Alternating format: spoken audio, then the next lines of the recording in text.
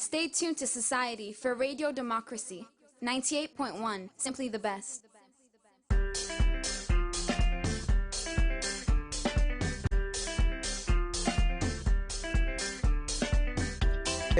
Today now Friday, March 22, 2019. We will bring this Friday edition of the program come to you. Mina Asma James. And Mina Khadija Bangura, good morning. Inside the program this Friday morning, the President Julius Maada Bio don't assure member them na the West African Examination Council (WAEC) and government go support the council for maintain the integrity and give quality education na Salone. Today, inside the program, we go talk to the chairman na the Premier League Board, Emmanuel Safar Abdullahi. We go talk about the decision where the Premier League Board don't take this BNTM, outside them fine Bo Rangers, Port Authority, and other club them for misconduct. And today, inside the program, Radio Democracy go talk to the Executive Director for Osiwa, Aisha Osori. We go talk about Osiwa, their work and support, where then they give to gender-based violence issues them. Well, this and plenty other story them there for you now the program. Yourself with the listen can be part of the program. The number for sending message to na 077-981-981. You dey listen we also live on www.radiodemocracy.sl and also on Radio Democracy Facebook page live. All this now with support from Osiwa and Africell. The program na Good Morning Salone and it come to you from 98.1 FM. As we from the headline this morning, we get big guests in the country as the Executive Director for Osiwa, Madam Aisha Osori, and in team they tongue now as part of their own work what they do. Well, this morning, he will can talk about very interested in democratic processes, accountability and transparency, and also gender-based violence issues them. Now the studios I want to welcome Madam Aisha. Good morning once more. Good morning, Asma and Khadija. Okay, stay with us. We'll be with you shortly. The program now Good Morning Salone. We will continue with the program and we will look at the first issue inside the program this morning where it gets for do with the Anti-Corruption Commission as then at the body we get a mandate for look inside corruption issues them and except forfeit corruption as Salone. This being term, the commission don't investigate and charge go court different corruption case them na the country. According to the commissioner and the Anti-Corruption Commission, Francis Ben Kaifala say they get over 40 case them na court and say na about 12 billion loans they don't able for take back from people where them fair not say been put on pan corruption business. Well, Francis Ben Kaifala been talk this way he go give update to journalists them, but waiting and waiting the commission don't they do this BNTM. Saptiu Kalon been there at the ACC head office, also the commissioner be the give updates to journalists them and a gonna report. For let the public nobody different case them where they investigate and who stage them they were different people where they don't indict and couple them where they don't recover from people and waking don't misuse government office. The commissioner now the Anti-Corruption Commission Francis Ben Kaifala is our updates to journalists and civil society representative them. Start for talk about the process where ACC can use pan different investigation them where they can do and why the case them where ACC can deal with different from one them we can in a court. Corruption is not like other offenses where, for example, a man takes a knife and another man and somebody sees and they go to court and they call him, did you see? Yes, I saw. What did he do? He stabbed him. Guilty. Corruption investigations are complex. They take time, they take resources, they take attention, they take care. Even when you go to court sometimes, you are not cocksure. And don't forget, those who are corrupt are very influential. Firstly, they are in control of corruption offenses are the only offenses where the person who commits is the one who has the evidence. You have to change the trajectory to get it handled. Commissioner Francis Ben Kaifala continue. Also, it talk about almost couple they don't recover. 6 years in court now. What has it benefited the people of Sierra Leone? Even if that judgment ends up coming after 8 years now, what really effect is it going to have? These are the things we are grappling with. So there are times when we look at certain cases, we complete the investigation. Make no mistake, the way we are doing our investigations, anybody who wants to try can try. But if you go to court, you are more likely to be convicted than to get away. Ekei on say not to all case need for gonna court as other procedure them dey wey dem can use for let people and pay couple back, especially the one them we cannot misuse government office. We make it say the recover strategy where they implement don dey work, as most people can gree for payback couple them where ACC can don indict them for with evidence say they misuse. If we say every road that we take leads to the court, we are in to compound the clog that in real time, without using more resources, without wasting more time, we put these resources within the coffers of the state for the state to be able to provide social services for the people of Sierra Leone. In the meantime, we name them, we shame them. The commissioner na the Anti-Corruption Commission, Francis Ben Kelfala, say the fight against corruption involve all man. We make it end say effective collaboration from the media and civil society important for the Anti-Corruption Commission able to do their work. Inside Ion talk, the director of coordination at ACC, Emmanuel Kovaya Amara, talk about the memorandum of understanding where Anti-Corruption Commission don't sign with different organizations them. National Center for Human Rights and Development, Youth Against Corruption Sierra Leone, Civil Rights Coalition, Campaign for Human Rights and Development International, Governance and Monitoring Network, Sierra Leone Life Rescue Mission, Democracy and Development Associates Sierra Leone, and we have signed MOUs with Campaign for Human Rights and Development International and Youth Against Corruption Sierra Leone. The ACC has also embarked on vigorous Meet the Schools and Colleges campaign. We continue our community engagement in different communities, including the local community. We've had the Civil Society Consortium on Accountability and Service Delivery and YAC Sierra Leone collaborated with P&O Department, ACC. This shows the participation of CSOs in the fight against corruption.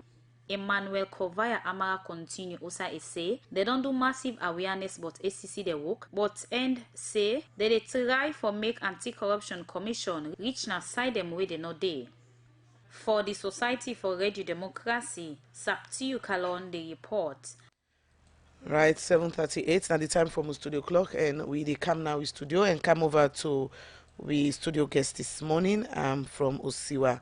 Well, the Open Society Initiative for West Africa, Osiwa, na organization where it promotes democratic values, and Osiwa dedicates themselves for promote inclusive democratic governance, transparency, and also accountability. Well, inside September last year, Osiwa gets new executive director, where na Madam Aisha Osori. Madam Aisha Osori, na a lawyer, and also na a journalist, international consultant, and author, and very, very active. We count on politics and how country them for member the people them we can vote them in. Well, Ustiwa, I don't support Radio Democracy for past 4 years, and we want to appreciate the support. So on that note, Madam Aisha, this is my first time of seeing you since you've been made the executive director. Congratulations, and thank you for all the support. Asma, it's a pleasure to be here. It's a pleasure to support a project like Radio Democracy, and we hope that we will continue to do that and work together. No, you're laughing, but there are not many West African countries that have radios that sort of focused on democracy, and we're very aware that the media plays a very, very important role in protecting democracy around the world. Okay, thank you very much. We hope so too. Okay, so you were here just before our elections last year, and you were sitting in the same seat you are sitting today. I think I was a little to the left. There were like 2 or 3 other gentlemen from other parties, I remember. And also, you were interested in Sierra Leone election because of the support you've given to Sierra Leone. So the elections are over. It's almost a year now. We're going to a year now. What do you think? And you still following Sierra Leone?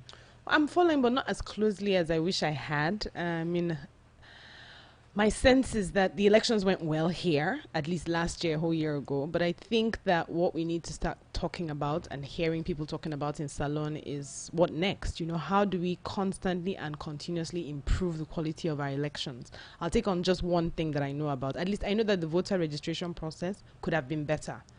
I know that for Salone, before the last elections. And we're seeing a pattern in many of our countries. Nigeria, I can speak on Nigeria, I can speak on Senegal, where voter registration is such an event with a closed period where many people are cut out of the voter registration process. That's one. 2, we're finding that there is a pattern or there's a system to when you see where people are having the worst kinds of voter registration problems and obstacles. So what I'm saying, I guess, roundabout is that governments are using voter registration to suppress votes in areas where they're not confident. So what can we do about that, for example? What can we do to make voter registration a simpler process? So for me, I think Salone, 1 year after, this is the right time for the country and its people to start discussing electoral reform, to start talking about constitutional reform. There was a process, people voiced their views. They're very good recommendations. What's going to happen to them? Okay, so we still on it, and civil society are still calling. But what are some of the key things that we saw from the last election? I'd like to hear from you, and maybe Khadija as well. What were the key things you saw? 1, 2 things that you think we could have done better, we should start planning for? Because what I've seen civil society do, and I'm not pleased with, and I am guilty as well, is that we treat elections as an event. So elections are coming. Okay, elections are this date, October 9th and 10th, 2020. Everybody's focused on those 2 days. Elections are a process. There's a lot of things happening before that day. What are we doing about that process in between? Madam Osori, call me Aisha, please. Okay, Aisha. Madam Osori is my mother. All right, Aisha, from my own experience talking about elections, just like what you said, elections are events. They have different processes. I think this question, we should ask it to the electoral body. What are they doing? Because in most cases, people think that you only hear about the electoral body when it's elections. Looking at the electoral calendar, they have so many activities. They should be engaging the political parties. They should be engaging the voters. But Sierra Leone is a very complex case because... and the gubernatorial and state assemblies were very messy. We saw a lot of ballot snatching, a lot of ballot burning, which is a new one. It's like people would seize the ballots and stuff them. Now they know that that doesn't work because INEC, which is our election management body, has made it here and there it's not worth doing anymore to stuff ballots.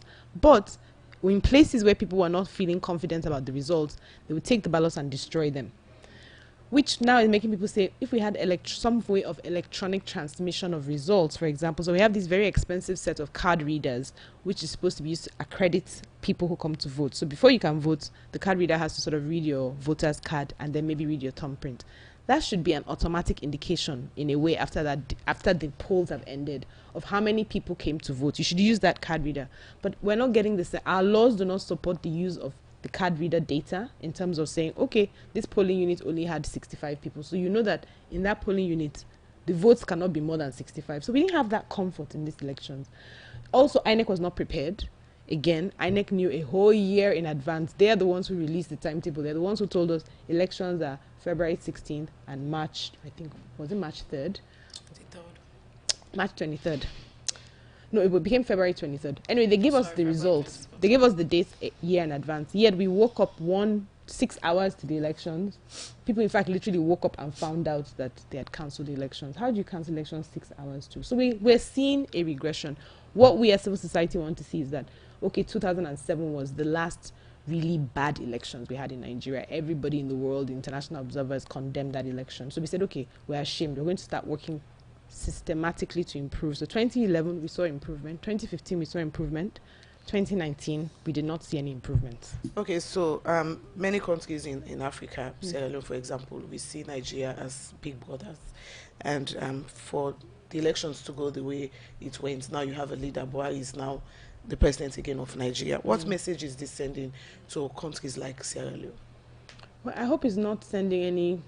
I hope the kind of message it's sending is that we know what we don't want to be. Because what you don't want is for people to question the legitimacy of your elections. What you don't want is for people to say, here is a man. So you also have to put in context the history of the current president that we have in Nigeria. He had contested elections 3 times before. This was his 4th election in 2015. He had contested in 2003, 2007, 2011. So he knows more than everybody else what is wrong with the electoral system. So I would have thought he would be the champion for electoral reform, but he wasn't. So you have to ask yourself that question. So for Salone, I would say, please don't learn anything from Nigeria. What you can learn is, no. Learn what not to do.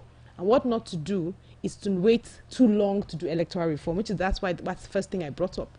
That if the people of Salone have done their reviews of the election, they've seen the places, as Khadija pointed out, that had problems, Don't wait 6 months to the election to start discussing electoral reform. Start it now, so that your election management body, your NEC, will have the time to put those new provisions into place. People will be aware of them. You have time. So that's the only thing you should take away from us. Don't wait too long. Aisha, there are certain things that happened during the Nigerian election. Certain people don't seem to be talking about it. What's that? And that one was very threatening. The issue of vote buying from the politician. They will just look at a certain area that this is the stronghold of my opponent. They will go there with monies in bags. These are some of the issues that the elections observer picked out from their observation. I don't think if the INEC or the electoral bodies are really looking at these issues. Well, I know that it's been a long-standing issue in Nigeria, vote buying and voter intimidation. And what I know that INEC had tried to do, because in many places people want proof that you voted for them the way you said you voted for them. Because these days now there's no trust between the buyer and the seller. So they want proof. So what INEC tried to do was to say, okay, since we know that people go to the polling units and when they finish marking their ballot, they take a picture. So we're going to say no phones in the ballot, so you have to drop your phone. They make sure that you have no phone so that it reduces that transaction. But the truth is, our elections have become monetized. People, and for me, that's a signal that the levels of governance are so low that people no longer trust the system. People take part in elections just as a way of collecting their own, in quotes. They're not interested. They don't believe the system works. And so for me, that's a real problem, because we're seeing democratic values being eroded across the region and even across Africa and even across the world. If you look at other countries like Brazil and even the United States, you're wondering, are these still democracies, So we have to be protective of our own. What are the things we should be doing? And again, as you say, so for me in Nigeria, May 29th, once the new term of the president starts, I would want electoral reform to be the first thing on his list. All right. Well, you listen to Aisha Osoi, the executive director for Osiwa. Then they tongue now. They know they support different institutions in Salone on democratic processes. And as I will say earlier on, now the new, but not new, because now from September it starts for work as executive director. Now let's come back to the work of Osiwa. You are very interested in democratic processes. You support governance, transparency, accountability. Under your own administration, will you continue with these ones? Because now I see you are very vibrant also on gender-based violence issues. We'll talk about them later. But will you continue with governance, good governance, and transparency? Those are the heart of what it means to be an open society. The name of Osiwa is Open Society Initiative West Africa. And open society values is what we stand for. And open societies are tied to good governance, to transparency, accountability, to free and fair elections, So that's what we're always going to be about. Osiwa, our work is basically designed around three main pillars: economic advancement, political governance, and human rights and justice. So our human rights and justice arm is where sexual gender-based violence comes in. And we've done that for years. We've always supported sexual gender-based violence. It's just that now going forward, because of the kind of epidemic we're seeing, the numbers that we've seen from Sierra Leone over the last year have been horrifying. And I'm quite sure, for one thing, some of this data has been put together by our partners, and we're very proud of the work they do. The numbers might seem very scary, but we need those numbers, because that's what we need to do to hold the government accountable and to hold policymakers accountable. But coming back to that, nothing is going to change under my tenure.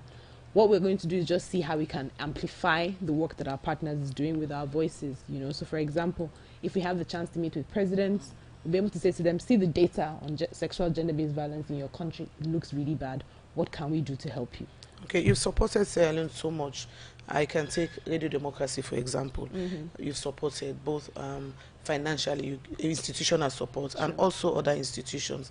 Are you satisfied with Sierra Leone, the support you're giving to Sierra Leone, that, okay, the money is going to where, what you're giving it for?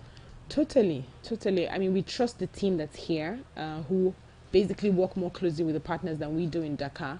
But the truth is, again, back to open societies, back to democratic values, these things is a constant battle till the end of time. We'll be battling for open societies, we'll be battling for more inclusion, we'll be battling for more governance. So the work will never end. So is that a long way of saying, yes, we're pleased? There can be more that should be done on our side, on our partner's side. But for me, it's consistency, and being innovative at the same time. So there are things that we do, we want to keep doing, but there are things that we're doing and we're saying, can we do them better? What are new ways of looking at old problems? Okay, we'll come back and talk about gender-based violence, which is very close to your heart. It should be close to everybody's heart. All right, when Aisha Usoi, Executive Director for USIWA.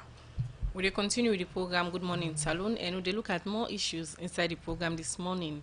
The Female Bentonville Group, now part of the Gentle Group construction company, where they do road projects in the country. Inside 2014 to 2015, this group been get contract for make the Kinjimi Road and Waterloo Township road them. But inside 2017, the Auditor General report say record noted for show say this company pay $5 million loan where they been take from the road maintenance fund. But this, the chief executive for the Gentle Group of Company, Mohamed Gentle Kamara, say not to two. He explained more to Michael Sambola inside this interview. Kinjimi contracts, yes, start at 4.7 billion, but then they give we additional works then when at the addendum. We take them up, you get addendum 1 and addendum 2. We take the project up to above the original amount. You talk about addendum 1 and 2.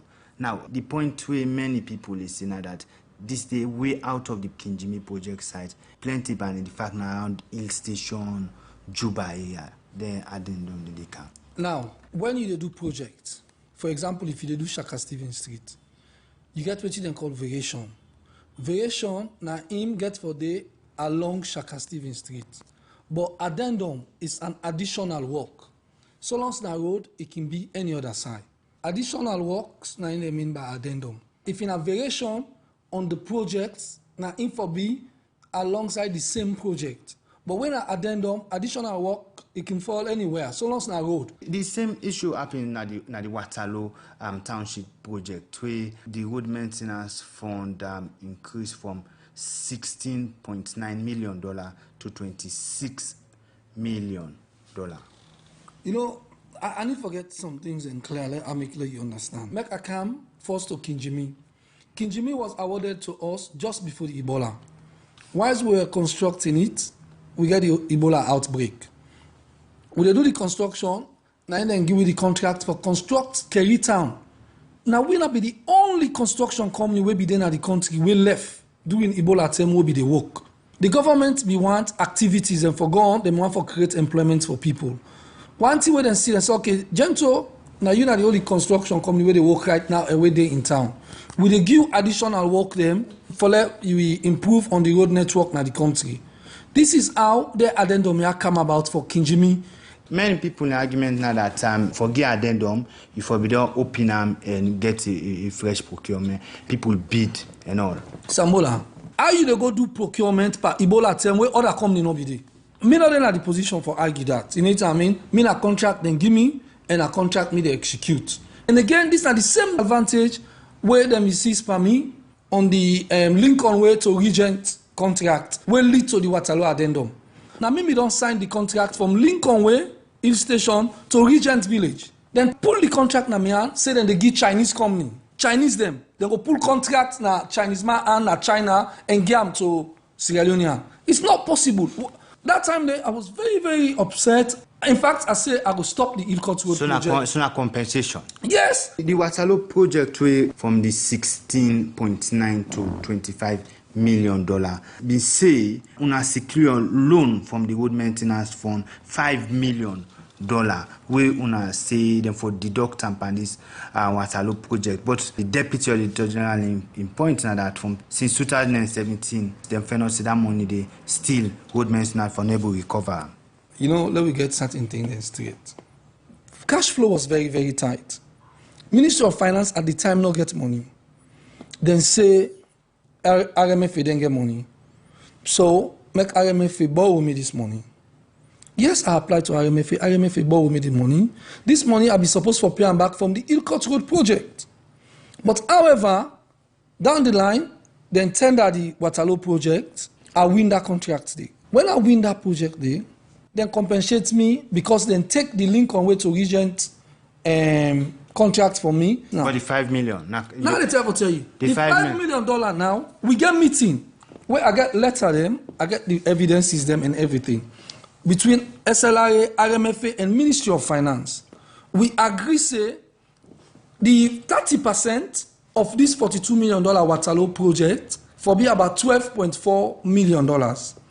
We agree at a meeting, they say, then go deduct this $5 million from that $12.4 million, which will be the 30% advance payment for Waterloo. But we don't get confirmation receipt or other things. Say, of course, yes. We get letter where IMF writes to we August 2017, outlining what we agree at the meeting at Ministry of Finance. We then, in turn, apply for the advance payment from Ministry of Finance in September 2017.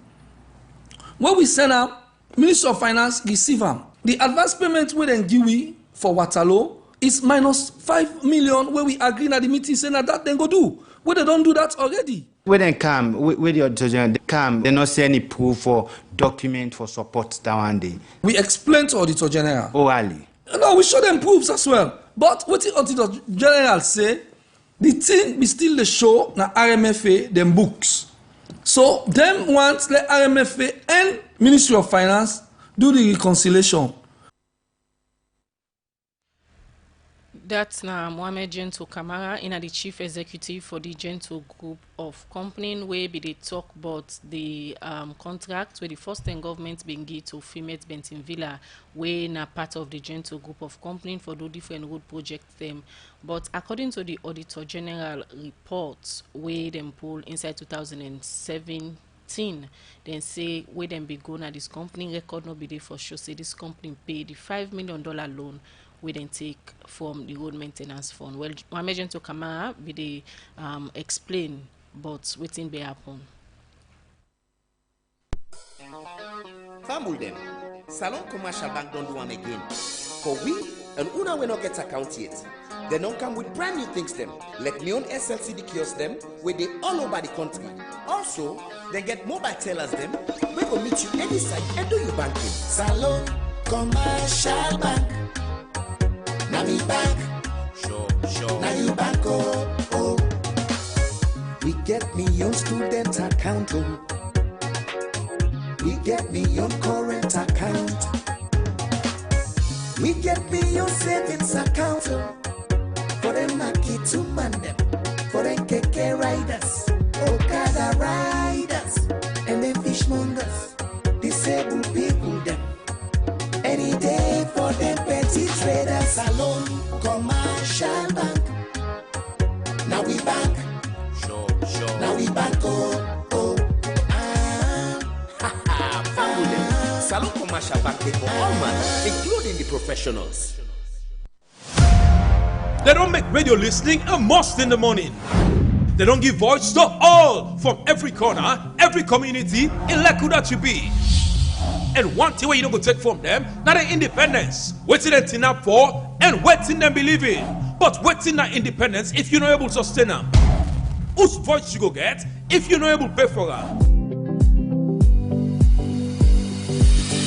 So Radio Democracy, as part of the fundraising dinner, dance and live band show, we're going to be March 29 at Sarah Lighthouse. We'll get Umaru Fofana, one seasoned and sober journalist, for talk about maintaining independence and sustainability. Yes, that's not how for keep the drum voice where Radio Democracy get. You self can give voice to Radio Democracy for make them continue to give voice to all man. Come and support them at this 3-1 event. We're going to be March 29 live at Sarah Lighthouse about 7 p.m. sharp. Music will be provided by Roseby Entertainment Band. We can play at Sarah Lighthouse the every Friday buffet program. Sponsors for this dinner, dance and live band show now Natco, Union Trust Bank, Salka, Mercury International, Sierra Leone Commercial Bank, Bolore, Rokel Commercial Bank, Eco Bank, BM Kudami, Sleeper, FI Bank, Sarah Lighthouse, and the biggest telecommunications company in Sierra Leone, Africell.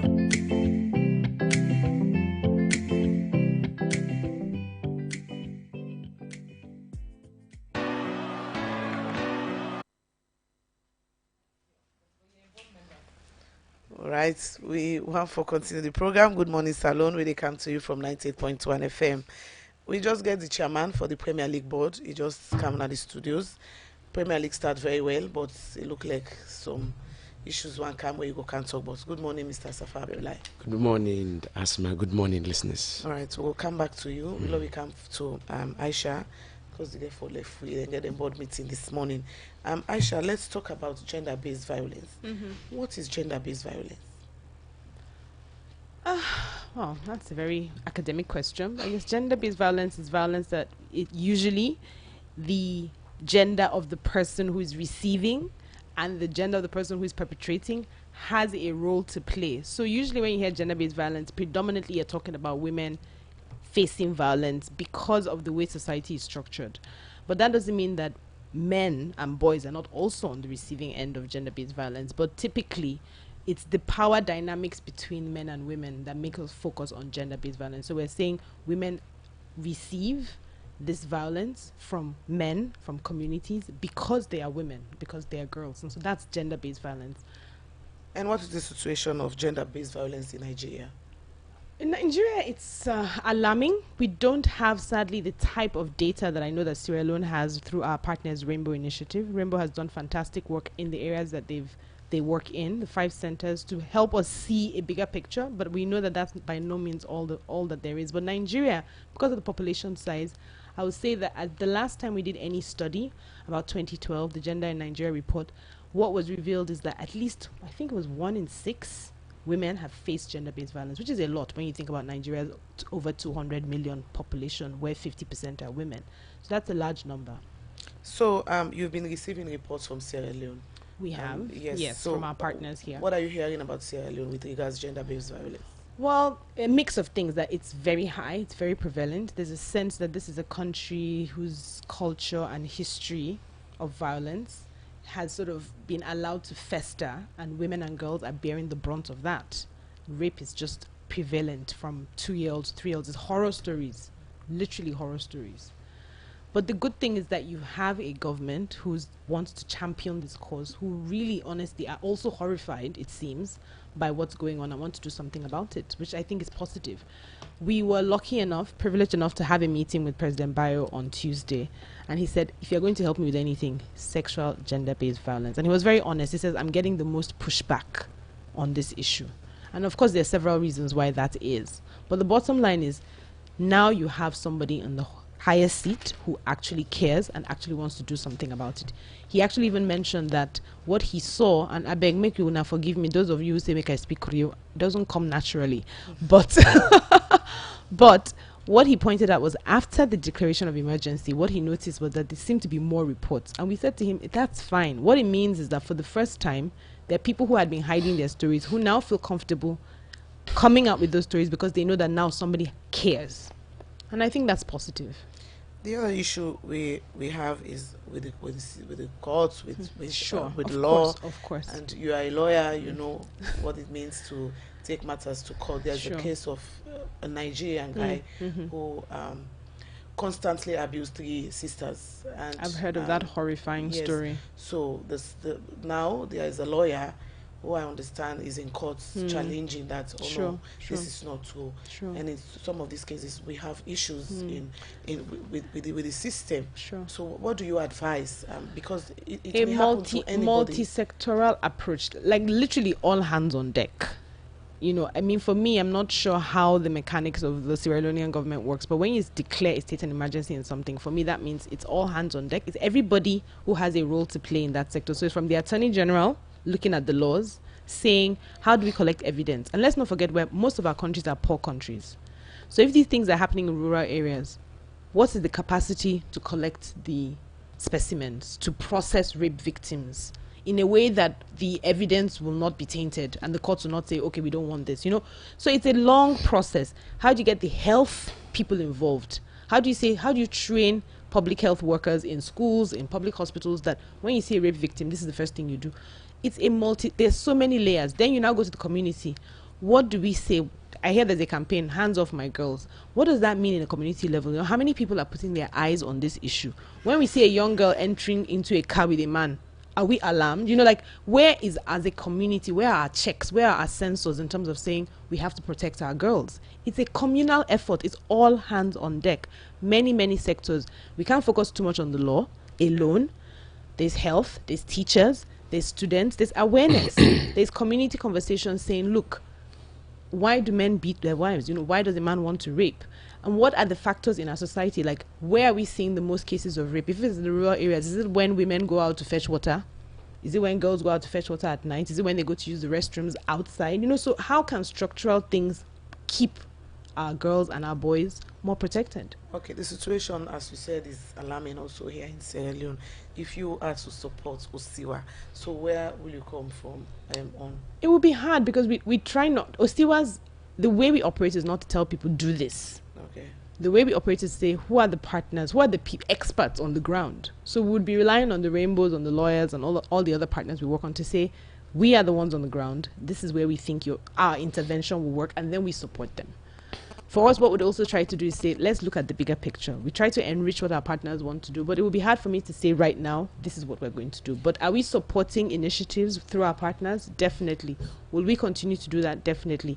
But what we would also like to do differently going forward is advocate, to speak up more clearly. That's where Osiwa hasn't really been talking, and we see an opportunity for us to speak and help our partners in what they're trying to achieve. Aisha, you Osiwa rely on people on ground, but let's look at a situation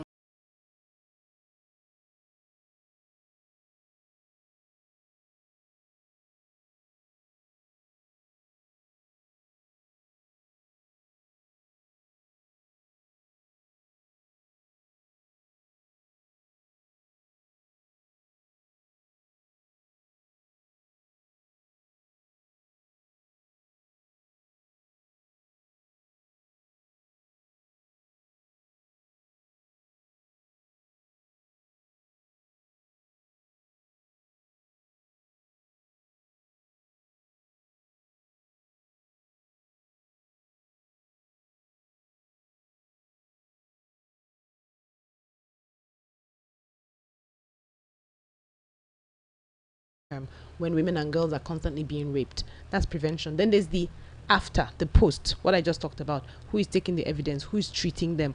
What post-traumatic? So our partners will be divided into two. Who is working on preventive? Who is working on post-care? How are you collaborating? How are you working with other people? For us, that's what we determine. We don't want to work with people because we know, as I said, it's all hands on deck, all sectors. The more intersectorial, the more cross-cutting we see our partners' proposals are, the better it will be for everybody. We need to see collaboration. We need to see that there's deep thinking and they are bringing different elements of the problem together. All right. In case you just tune in, you listen to the program Good Morning Salone, and that na Aisha Osori, the executive director for Osiwa. They are this morning they talk about the different sector the way Osiwa they support and gender-based violence. Now one of them in safe good governance. Now another sector Osiwa they support.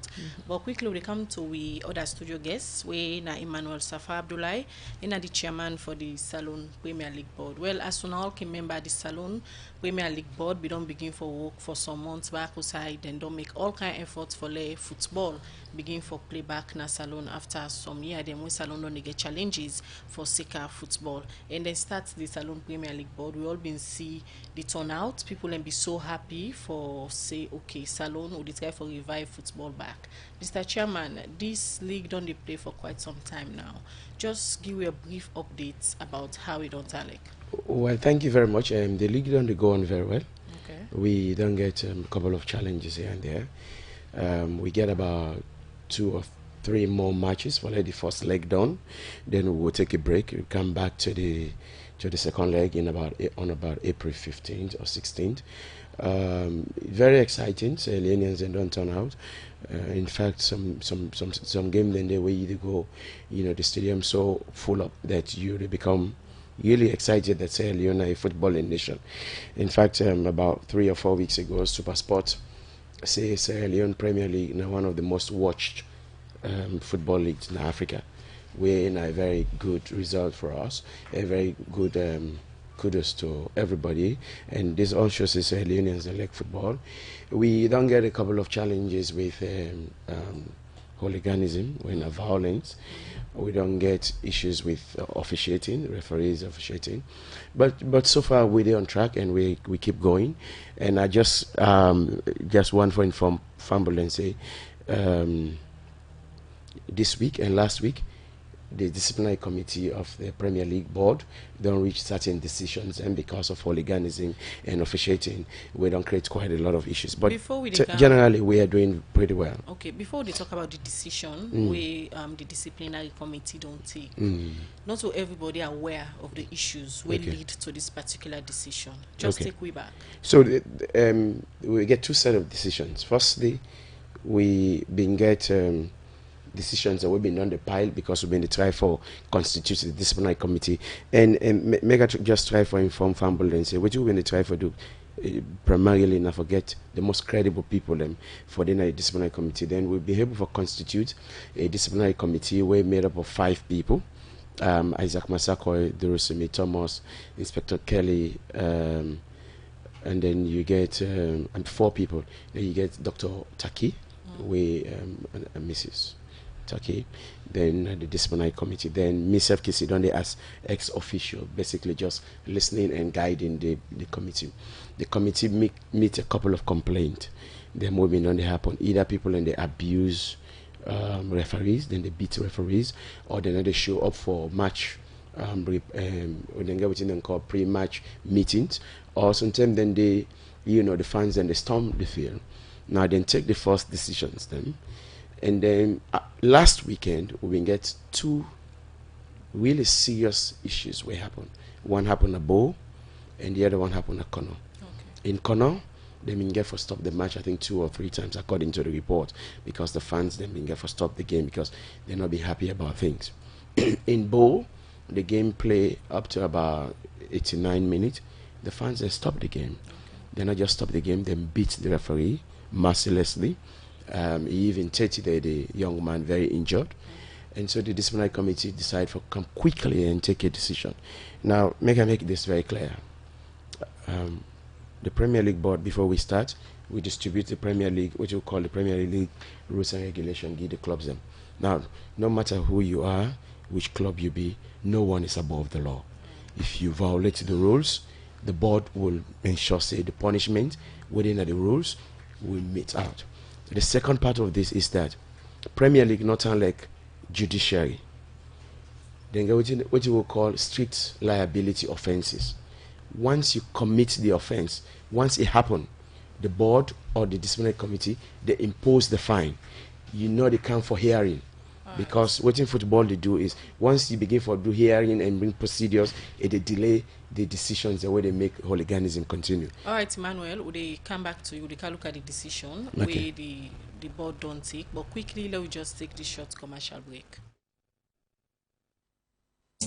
Better don't come. Now Union Trust Bank again. Union Salone Banco. Union Trust Bank get plenty product and service there for you. You must get what you want to go better. Let me savings account, ide. Current account, ide. Fixed deposit account, ide. Credit facility, ide. All for you. Me and you. Me and you. Union Trust Bank, that's a loan for me and you. Kids future savings account, ide. School fee savings account, ide. Pay advance salary scheme, ide. We branch and they all love but not alone. Boko no kenema, we ide. Kabala mabogo kakambia, we ide. Jala Freetown loan sa, we ide. And my 91, me and you. Union Trust Bank, me and you. Union Trust Bank, Union Trust Bank, that's a loan for me and you. Union Salone Banco, Union Trust Banco. Union Trust Bank, empowering Sierra Leonean businesses. Right, we continue the program 17 minutes after 8. Now the time for my studio clock, and we still get guests. So the guests now the studio, they will get one of the biggest guests to Radio Democracy, 98 no agree for work. So Aisha the sweats. Sorry about that. Okay, you've been in Sierra Leone. I think this is your second or yes. Second time. I've been here since the beginning of the week. Okay, so how is it from the last time you came? And this I see one? lots of development on the beach. It looks very different, but it seems really vibrant, honestly, and I get a good vibe from a feeling of progress, movement. Yeah, people are generally very friendly. I like being here. You don't eat salon food? I don't work cassava leaf tire. Okay, Aisha, someone is asking, he say, Ms. Osoi, how have you managed in fighting the challenges women faced in the sub-region to become who you are today? I'm still fighting them. I haven't overcome them yet. As I said, it's a constant battle. The battle never ends. But I think what we like to focus on in Osiwa are the opportunities. What gives us energy to get up in the morning is not to keep looking only at the problems, but to also, recognize our wins, no matter how small they are. We could never achieve this without our partners. I think what has also helped personally is just being true to what does justice mean? You know, what does it mean to be fair and just, and how do you recognize your privilege with your education, with your background, and how do you give back to your community and your society? And for me, that's what drives the work that we do across the region. So you live in us now in the studios. You have. I have to go back. We're having our board meetings. This morning. Yes, this morning. What advice do you have for Sierra Leone now? We have with this mix. Sure. All these mixed issues. I would say, please don't take elections as an event. Plan ahead. Learn from the mistakes of your big brothers like Nigeria. Show us that things can be done better. Ghana is a very good example of how election management bodies work.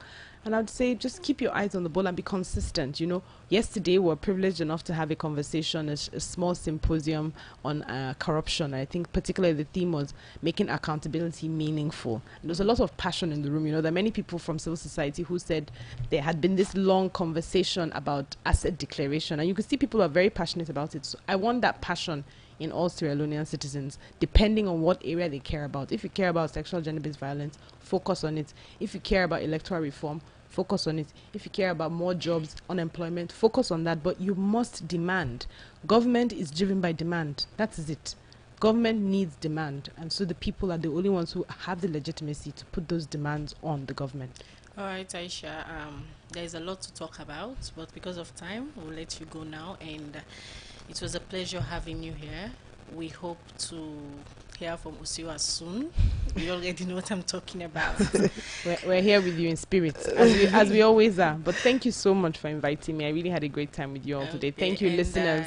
I hope your next visit in our studios will talk about the grants Radio Democracy is receiving from Osiwa. I'm talking about the new one, not the new one, not the previous one. Yes. All right, no problem. It's a promise. It is. Okay.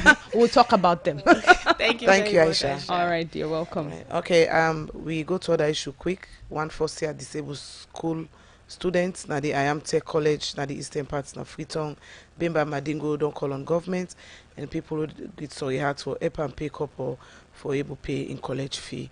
It talk more to Musa Eskamara.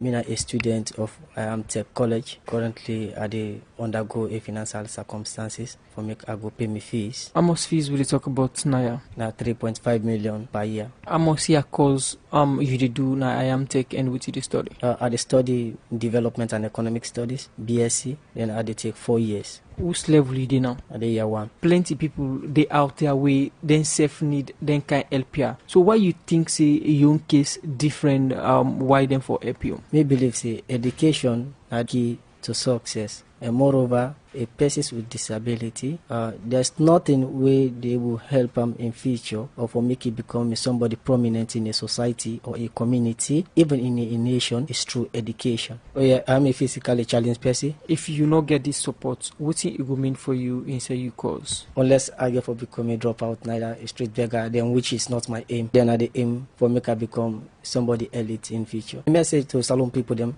for make them will help me so that I go for pay me fees.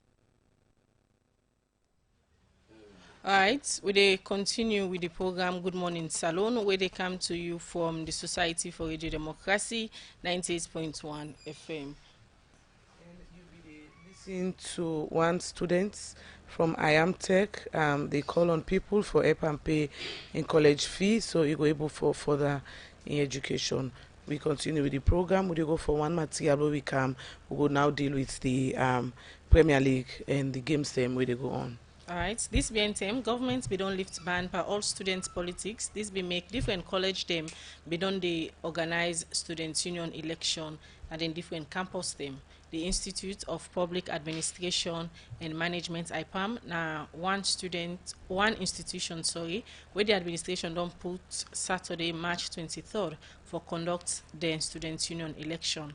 Alpha Kaba now one pan the candidates them for this election. He promised say this election it go preach peace among students them na the campus. Alpha Kaba talk more to Kabia inside this interview. This election now a peaceful election where we look forward to. An election all the students as IPAM they look forward to because the way this election will not ever get done before because we don't ban for quite some time. I think now opportunity for we exercise the right and also we go out there and vote peacefully. How somebody will get the rights for stand for SUNA IPAM? You just get for be registered students of IPAM and also for this year's material for be year 3 students. So in year almost today. And the year 3 apply accounting honors class.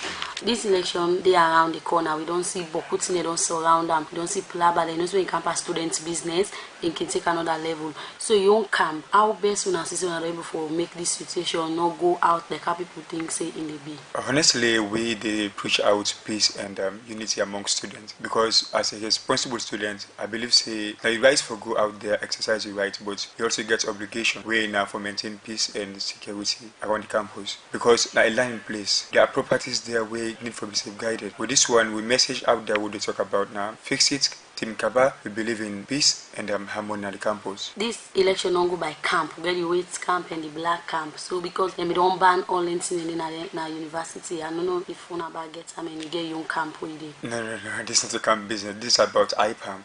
I'm a neutralist. Okay, that's clear. And IPAM, we get things and we don't go where we thought it necessary for we fix. We message out there now, fix it. Team Kaba, fix it. So when this election? This election get for be on Saturday, the 23rd of March at IPAM. It commence 8 in the morning and probably it's going to end at 3 p.m. So what's message you would like for send to your supporter them out there? The message I want to send my supporters out there now that let me remain peaceful, calm and steadfast because as a candidate, nobody no go let supporters and go out there and misbehave. Alright, that's Alpha Kaba. They talk to Kabia inside that interview day, and Alpha Kaba now one of the candidates there where they contest now the students' union elections where they be Saturday, March 23rd. Now IPAM. If they talk about the team name where he say he go do and he go preach peace to encompass students them during the election process. All right, we continue with the program. Good Morning Salone, and we come over to the chairman for the Premier League board, Emmanuel Safa Abdullahi. Now you start for talk about the actions them the board take against the teams them we misbehave now the different games there. Yes, so on March 18, the disciplinary committee, not to the board, so I'll try to explain this. The board, they constitute a special disciplinary committee where they're independent, they're not a part of the board, they look at complaint, then take 9 decisions on clubs. I'm not going to go through all of them, but we will not put them on to the public. The anti-dog Central Parade game, then we get for fine. I think say they may get for fine both teams for where they not show up, 1 million leons each. You get City Council Support Authority, their young game. They also they commit an offence, failure to attend pre-match technical consultative meeting. Then fine them 1 million leons. All Edwardians, where everybody knows say me are the chairman for all Edwardians versus Alslav. They may get for fine Edwards. Failed for report for pre-match inspection at the schedule. They fine Edwards 1 million leons and also and finding 2 million leons. Tigers versus Mighty Blackpool. The team official of Eastern Tigers FC it incites spectators them and sympathizers of the club for attack match officials. The same team official also incited spectators of the club to use abusive language against and threatening remarks against match officials. We find them the committee being get for fined Eastern Tigers 4 million leons and 4.5 million leons for that offence day. Mighty Blackpool Port Authority absence of port authority for pre-match, late arrival for kickoff, using of abusive language against match officials by team officials of port authority during the halftime, attack and use of abusive language against match officials by host of players and team officials. So it don't become very common for players them and match officials then they attack the referees either halftime or during the game. So in this game here, you see say port authority player Brahma George and David Bangura, then we get for banned for 4 matches each, and then 2 matches respectively for the physical attack, where end up to 6.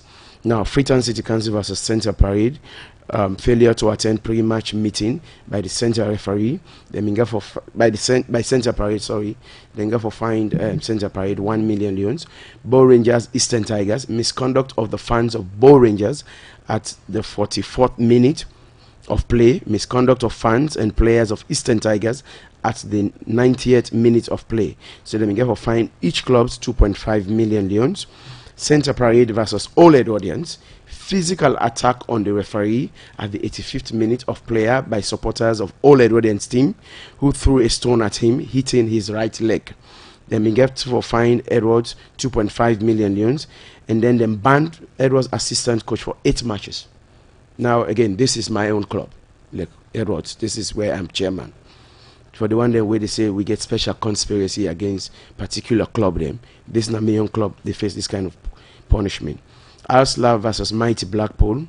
At the end of the match, at 95th minute, players with number 20 jersey attack the referee while on their way to the dressing room and using a lot of abusive language. They fined them 2.5 million and 4-match ban.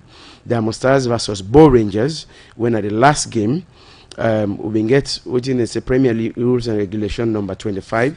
The Diamond Stars FC protested against player of Bow Rangers, Paul Wilfred.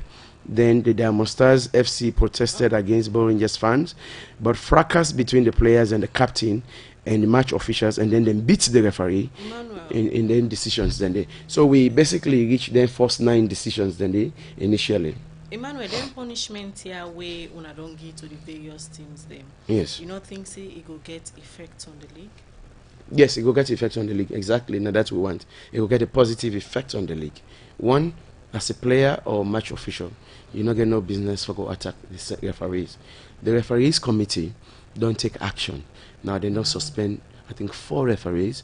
They don't demote 1 referee where then things say not doing job properly. For let it go now the lower league, let it go the referee. So as a footballing nation, we don't put a lot of time and effort and energy into this game. What would they expect? Now people then for quietly go look at them games and go home. People then they use the evening games as place for pastime now in the evening, and people they enjoy the soccer. No one individual or no 2 or 3 players no go disagree with referee decisions and bring violence and hooliganism into it. So now that effects that we want for like get. I talk about the effects them, although you say that they once because it will bring positive effects. But look at the disciplinary committee, their role before they arrive at them particular punishment there. So on having key opportunity or on having the disciplinary committee being conduct hearing for like talk to the people them way being fall short and see how una go able give advice for make sure say the league continue, because looking at the Premier League and how una they try for revive football back, una need everybody on board, and somebody again go say maybe the punishment ain't too harsh. No, a couple of things. One, before the Premier League starts, we do trainings for club officials, special training for club officials them for introduce the old rules and the new rules. This training here have been for let them understand the rules.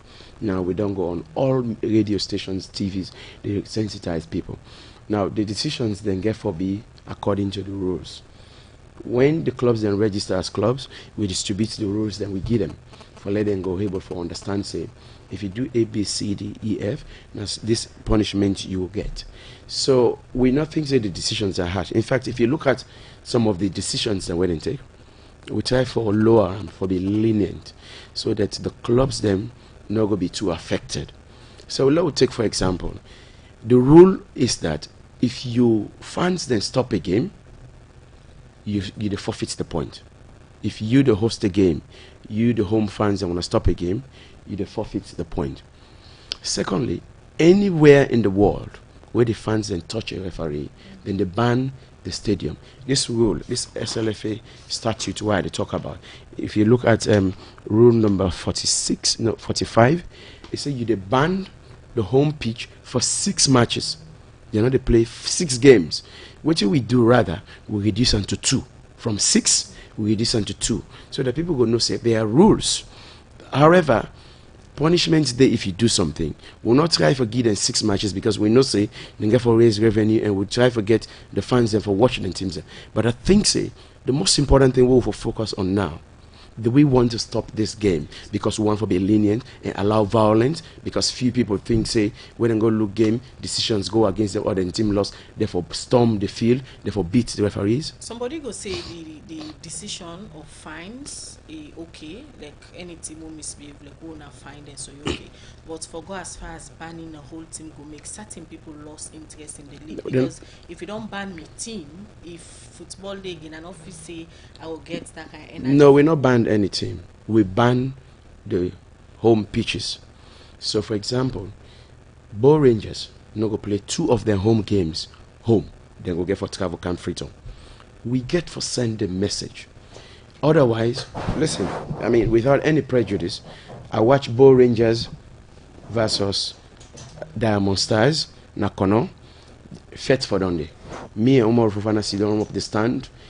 The Bow Rangers fans and take chairs, then throw them on the stands because the Suyama with them they try for go fet. We don't cry and go up there. The game being here for stop twice. We can't done. We talk to them. We get a report from approved school, anti-drugs Bow Rangers, Fetford on day. Bow Rangers City Council, Fetford on day. The same thing will happen. Not to one time it don't happen. Cambo Eagles don't fet 2 or 3 times at their home ground. The rule is if you continue for do this kind of thing and say, oh, let we encourage people, let we not impose penalties, then now the game will stop. If this violence continue, what do you think the police will say? What do you think government is going to say? They say we want to stop football. Now this football don't create a lot of jobs for many, many people. Now it's bigger than the few people when are the hooligans. Even in Europe, when I mean, in 2000, I think it was 2005, 2006, where na Italy, Roma been to play a team. They stoned the referee freeze. UEFA ensure say Roma play some of them games and behind closed doors. Since we're not able to do that, and I make we move the games them so that the clubs then go feel and say you get for control you supporters them so that they perpetuate violence against other people them and particularly match officials. All right, continue further between the program. I'm Emmanuel Safa Abdullahi, Chairman, Premier League Board. We go to other issues. The President, Julius Madabio, do assure member them that the West Africa Examination Council, WAEC, in government go support the council for maintain the integrity and quality of education in the country. President, we'll talk this. We member them from WAEC, go brief them on the State House on the 67th annual general meeting where they will have Freetown. Mohamed Sharif gets more and go now reports. Member them that the West African Examination Council WAEC go brief His Excellency President Julius Madabio na State House on the 67th annual general meeting of Freetown.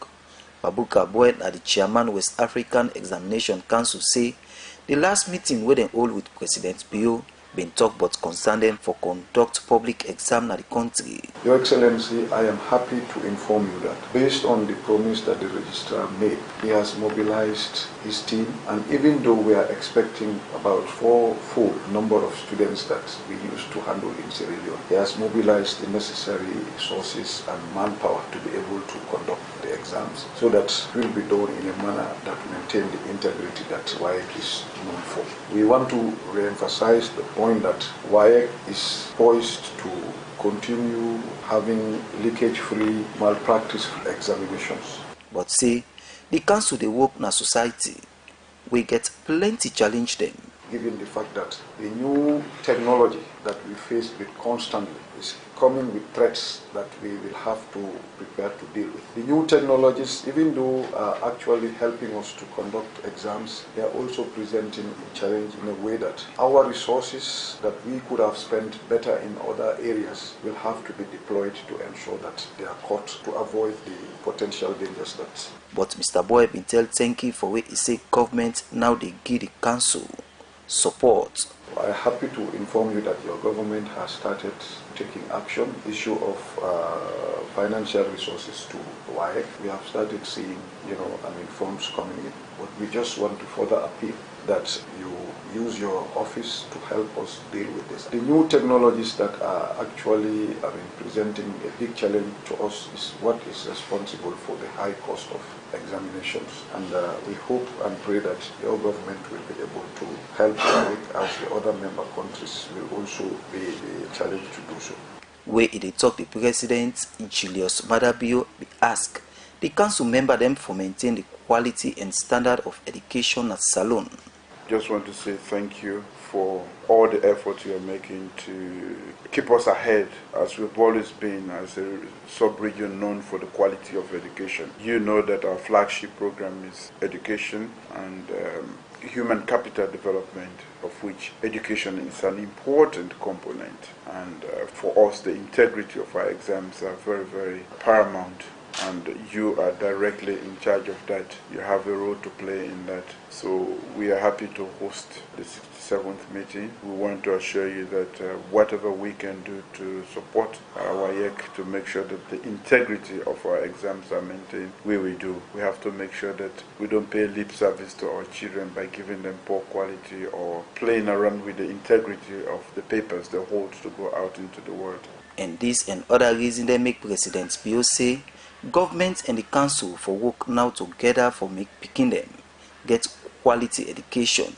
Because there are challenges, like the chairman has said, with technology, but those are challenges that we should try to surmount because they are going to keep increasing. The new technologies are coming out every day, and the kids are better at using them than we the adults. So they are ahead of the pack. We have to actually chase them as quickly as possible. Otherwise, it will affect the quality of the exams and education and everything that we are working. So we have to be able to give them quality education to make them useful for the 21st century. And the skills, the knowledge, and everything that they need to get, they should have it. Some of them, of course, human beings are always lazy. If there's a shortcut to getting that done, getting the paper, they will definitely prefer that shortcut. But I know you are up to the task, and I know you mean well for future generation, and I want to assure you of our support as a government to make sure that you function well so that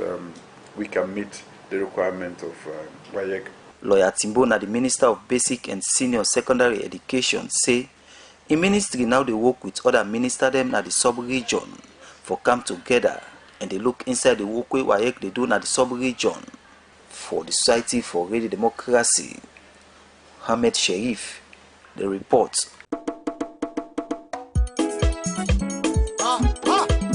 Radio Democracy, 98.1 FM, Western for good governance. They come with them fundraising, dinner, dance, live band show. Radio Democracy, 98.1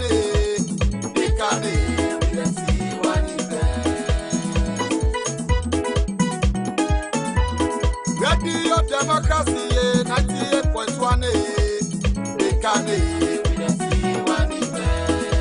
you will not be low, now you follow.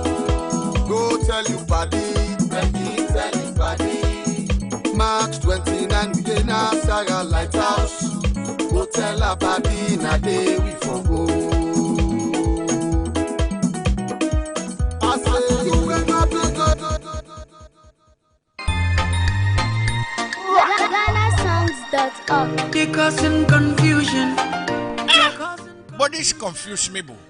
Look where Uncle Nat in Wall Solid. Look him block them with them beat for him, where they save solid, and at the same amount of cement and sand then they use for bitumen. But look what in the happen. Me wall down for them, all the block they all don't scatter. It like say some kind magic they behind this. You want know the magic behind this?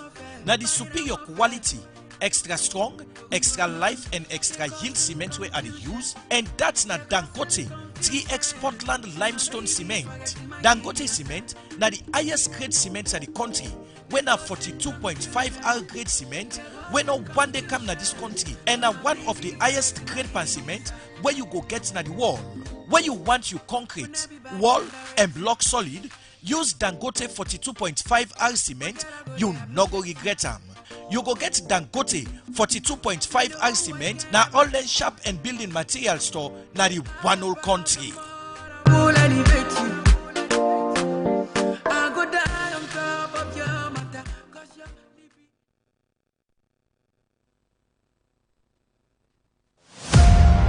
They don't make radio listening a must in the morning.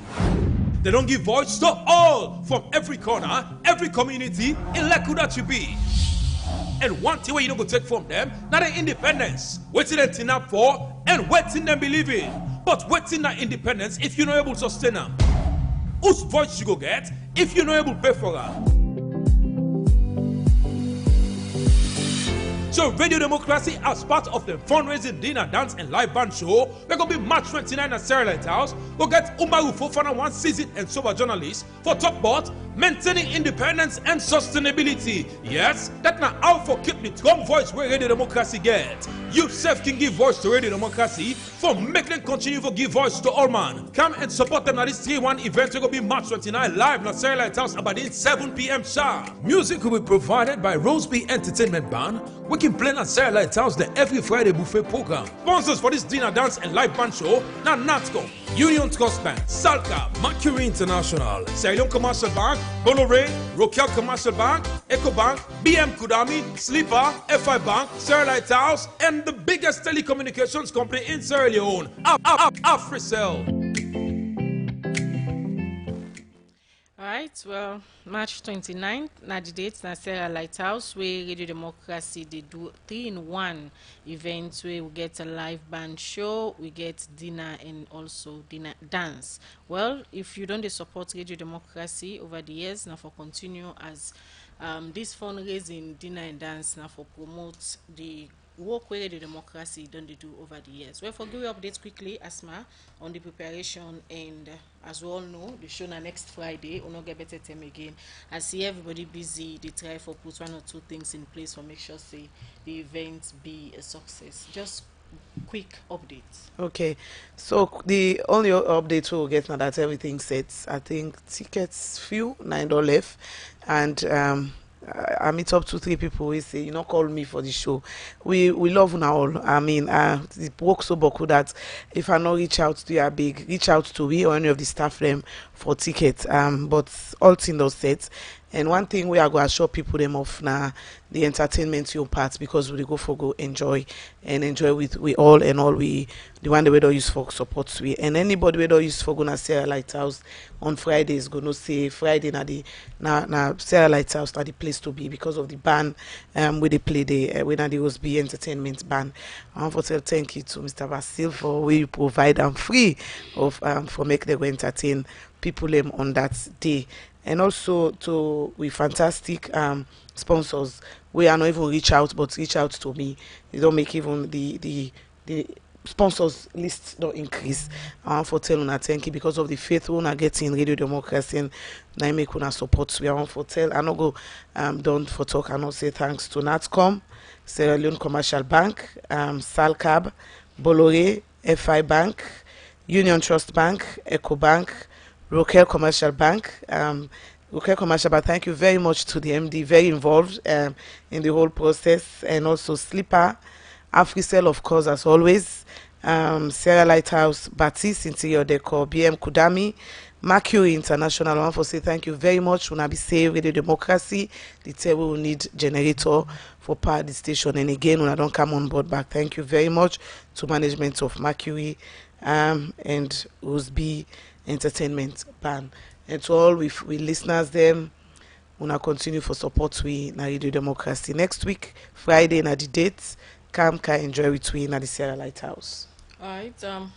Emmanuel Safa Abdullah, looking at the Premier League board. But Emmanuel not buy tickets yet as board member before they can talk about the Premier League board on the sports. We'll go buy, of course. You know, so we'll always buy. On a complimentary ticket. We'll go always. Whenever don't send the complimentary first. Not You know, considering the amount of free work money. we don't do getting a new station. Free promo no lawyer service. No, but still can buy. When we look at the Premier League going forward, with when I don't take this decision now for punish the team them and save some player them way on a say go against some of the rules they will all be don't sit down, don't discuss. Going forward, how the board go make sure say the league continue for be a success. Okay, this is not this. One of the things we would try to stop is that level violence now basically near this entire league. A lot of people don't see. I mean, I should say we all don't see how successful the league don't come out, and it will continue for the on that pitch day where we day. One of the things we do in the second leg is that the board will therefore take over all security matters, because one of the things the clubs then be undertake is that the clubs themselves be undertake that, because then they get 80% of the gate takings, then go provide security. Now some of the games that we would not attend, I go game na Kono, I go game na Bow, you go notice say in a crowd of about 5,000 people, you only get 20 security personnel. We're not really enough if there is a crowd problem for crowd control. So in the second leg we take over. But essentially today we get a press conference at 2 o'clock at the National Stadium where we unveil the trophies. The trophies then just come in yesterday. The trophies for the first and second man and the medals from Italy, and also the highest golden boot, golden ball, and the golden glove. So today we get that press conference, and then also Sierra Leone we get for also dinner the occasion, because they say they want for also support the board going forward. But what we try for say is that let people then sit back after this decision and say, what is it that we as a club have done wrong? What in they will need for do for correct that we not come get this bad press we would get because we fans and they misbehave. Let the fan clubs them go to their supporters and try to control them. Now everywhere, not just here in England, in Europe, in America, football fans and they get out of hands. Football not a game of passion.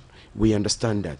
But the passion not for lead to violence we go damage people. For example, in Cambo Eagles Damustar game in Kono, they stoned the referee, it collapsed. Now those pictures were all over social media. It's not good for the league. In the game against Bo against FCFC, then beats the referee. There's a video documentary where the officials of some officials, Babadi and others, they go pull the referee in at the crowd their hand. If then kill that kind of person, whether you go blame. Now the team officials then go be responsible because now they're responsible for security. So now this way they try to talk to everybody. Football and violence not go together. Would they ask one all for take the necessary actions? Let the fans then stop. All right, let me just take few message where the listeners and viewers that don't send at the program this morning. The first one I go take from my Facebook page. They come out from Air Kwiwa. It say Safa Abdullah, that is Kangaroo Disciplinary Committee. If there is no hearing, no appeal, and no better redress, will not be good for football in Sierra Leone. You are doing a good job, but this disciplinary committee will throw spanners into your good work. Giving so many punishments for one match crime committed is unacceptable, and given the financial crisis, telling teams not to play in their home and will have huge financial burden on them. This one say Emmanuel Safa Abdullah now being responsible for violence in football. 1 million leones fine na punishment. One player touch referee for ban for at least 1 year. When supporter na Bo go na field and stop the game and beat the ref, now for either disqualify them from the league or make them play all their home matches them behind closed doors. You guys in that Premier League board are endangering the lives of referees by not taking stiff actions against the clubs and their fans. Referee Sef na mami bondem. From Enziama on our Facebook page, they say even in world-class football competitions such as English Premier League, La Liga, Champions League, World Cup, to name a few, we have witnessed referees making mistakes as a result of bad judgment, but does not warrant anyone to stall the match. civility and civilization has eroded from a lot of our brothers and sisters in the country. Everything of competition is apparently violent. This other message say Emmanuel, they find and they too small for give to the teams. You have to take example, ban the teams, kill dog before dog, yeah, make you no say die day. Alright, more messages will don't come na the program. This one they come off from Floyd Davis. They say Safa Abdullah, violence will escalate in football in Salone because the punishments you are giving are too soft. Poor Rangers deserve to be thrown out of the competition, or at least their fans must be banned from watching home matches at Bo Stadium. If they play in empty stadium for 3 or 4 matches, the players will beg their supporters not to misbehave.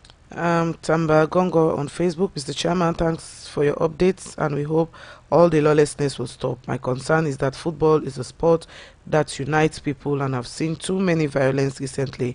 All I'm saying is that the challenges are very high and the FA should protect the players and the referee. All the other matches that are playing outside the national stadium should have proper security around the pitch as they do in Europe football. We can stop the violence. Alright, I will take this last one from Elojima Aloysius. Now the Facebook page, they say Bo Rangers versus Camboy Eagles match for be the biggest match of the league, but banning Bear for play the game at home will cost the team. The Premier League board, all football association and even business people in Bo and Kenema. The rudeness done boku na the game they make them up well we game for will. Now text where they come out from Aisha. Well, they go for Wakabot, we come Emmanuel go respond to a message then. Another morning again. At a Friday, man, at a Friday, at a like play by play, at a week done, man. At a Nami de pass through ways and support, but they go through thinking them as a Nasi memo. Then they all the staff them na maritime administration as the old man back for reapply for position back because they restructured. As another cause that this labor law business, the human trouble, as alpha, nice papa. I say the kind way I want the system. As the people that know the follow law and principle that the man they do thing man. I say look what talk to VP then they I say make it watch for me I say make it watch for me totally. I say because I want to know that in a young man.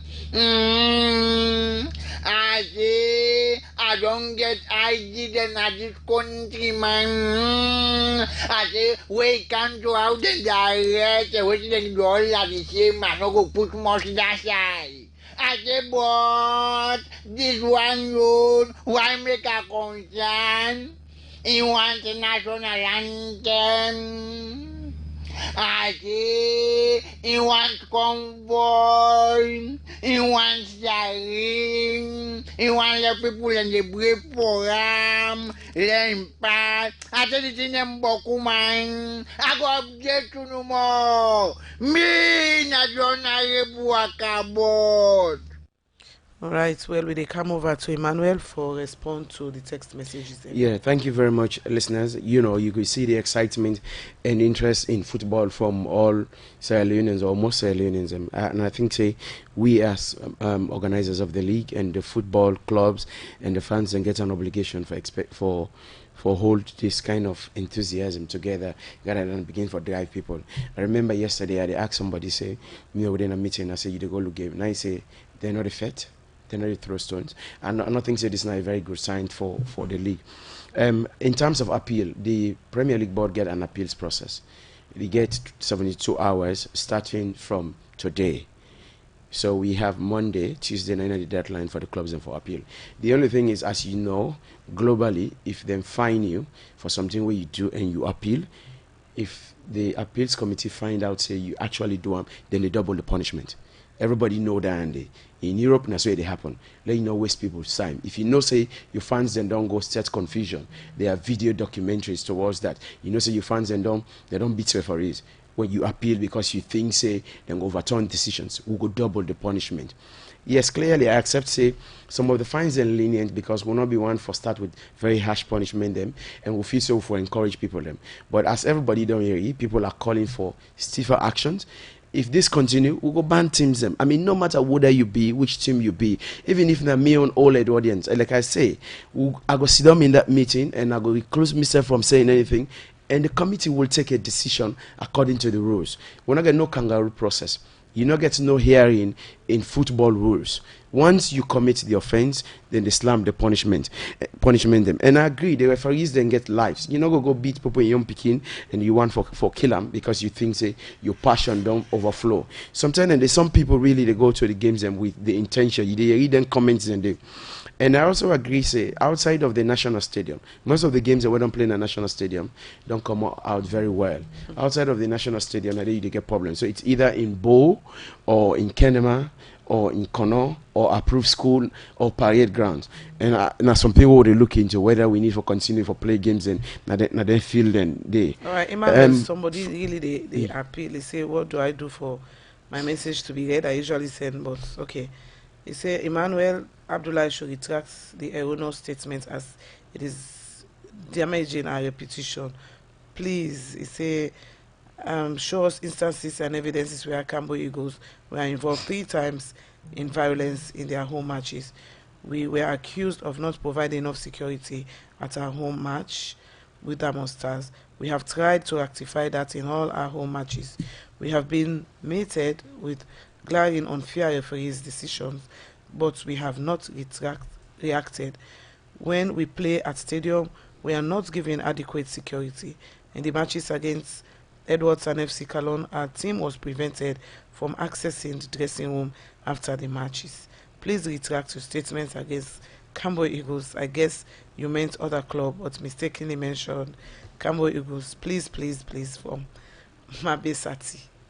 Well, you can say what you want to say. I don't think I say Cambo Eagles don't stop it and games them. I didn't say that. Maybe you're not listening. This is the thing. When I use emotions, when I not listen carefully, I say the first game, Cambo Eagles versus Diamond Stars. The first game we play upline. They stoned the referee in that game in Kenema. It collapsed. The game being here for stop for like 10-12 minutes before he cancel and he decide to continue the game. I'm not saying when I don't stop game. Pay attention to what he had to say. They pay a lot of attention to what he had to say, and I'm not saying a radio a day. I know Cambo Eagles have been very peaceful home. Apart from that one issue there, and we'll find Cambo Eagles 5 million because they not provide adequate security. Any team where host game will not provide adequate security, we go fine them. The final comments where they make now being the issue of Bo Rangers Cambo Eagles. We all been they look for this upline derby because we call them upline derby. But we can't stop waiting for upline derby when the smaller games them confusion the for on a Bo. If we go play Bo Rangers Cambo Eagles, it will be worst off. So now the punishment is going to kick into effect until the appeals committee take a decision on it. So waiting now the final word now because games they still get for play until they then go. Yes, well the first leg they done I think on the 7th of March. All right, thank you very much for we can at the studios. Goodbye. Well, now they end the program. Good Morning Salone for today in edition. Plenty thank you to producer them, Alex Lawrence Kuma and Michael Sambula. Na DJ Lavagi with technical support. Moses Kavara and team na they make on a live na the Facebook page. Not forget for Come na Radio Democracy and get your ticket as we get we 3-in-1 event on the 29th of March. So to meet back when Khadija Bangwa they say have a lovely weekend.